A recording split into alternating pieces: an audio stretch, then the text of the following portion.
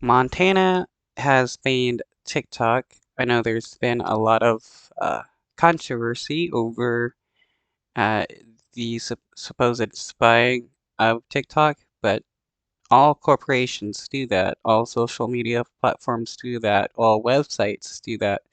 Like Facebook embeds a pixel on every website that you go to. Same with many other businesses, and it tracks what you do. So should those platforms be banned as well? Montana is set to become the first state in the United States to completely ban TikTok after Republican Governor Greg Gianforte signed the bill into law Wednesday. For more on that, let's bring in CBS News legal contributor Jessica Levinson. Jessica, it's good to be with you again. We're going to talk about Montana and California. We're going to start in Montana. What are the potential First Amendment issues with this law banning TikTok in Montana? Well, they're very significant here. As you said, I think you use the exact right words, complete ban. And Montana is saying you can't use TikTok in this state, you can't download it, you can't offer it. Now, there's huge devil in the details in terms of how they'll enforce it. But this is a state saying we are trying to eliminate one of the communication platforms. And that obviously does raise really serious First Amendment concerns. Yeah, how do they enforce this? Do they do they have cops check everybody's phones?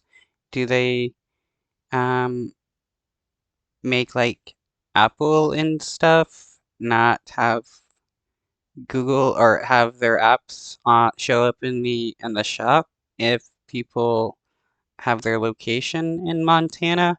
Is like this is yeah, that is a good question. How do they enforce such a ban on a social media platform? John, as you know, the First Amendment is not absolute. We have carve out to it. That's why I teach a whole semester on the First Amendment. If it was absolute, it would be a 1-day class. One of those carve outs is for national security, potentially immediate threats to national security. I'm not sure that the evidence is there that indicates that TikTok does present that kind of threat. And you mentioned, Jessica, the enforcement issue. How would this be enforced? I think that is at this point a huge question. It will probably be easier to go after Google and Apple in terms of whether or not they're offering downloads than it would be to try and go after any sort of users. And that's why I think the legislation is really written to punish TikTok and Google and Apple, not the users, because again, that would just be an administrative nightmare. It's already difficult enough to try and figure out who's actually downloading from an app store, particularly when there are workarounds and you can try and basically create a private network to make it look like you're in a neighboring state downloading that app. Sure. Yeah, because VPNs do exist.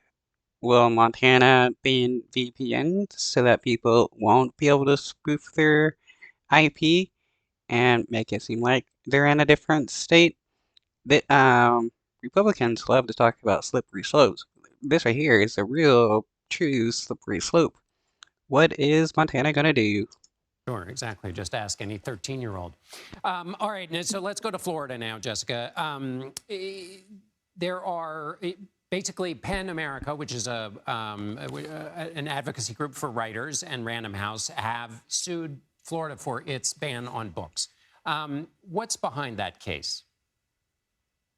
This is our First Amendment segment here. So this is another First Amendment challenge where what PEN America and some parents and some authors and Random House are saying is that there's a school district in Florida and that they are violating the First Amendment and the 14th Amendment by taking certain books either temporarily or permanently off of the shelves. And what they're saying is the First Amendment concern is based on both the speaker, the authors that want to basically speak to the audience by allowing their books to be offered, and also. And if we want to go constitutionally, like Republicans love to do with the Second Amendment and the new Supreme Court test that they have nowadays, where you can't make laws banning guns unless the founders basically said that's what they wanted. Uh, Nowhere in the Constitution does it say that books that talk about people's gender or sexual orientation or anything like that is against the Constitution? So what Florida is doing is against the Constitution.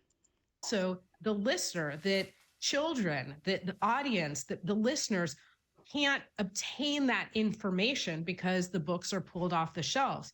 There's also a 14th Amendment issue here because what the lawsuit says is you're targeting books disproportionately just based on LGBTQ issues and racial issues. So those are the two interests at issue here. And then going back to your earlier point, the First Amendment is not absolute. So what's the best defense against this lawsuit by PEN America and Random House?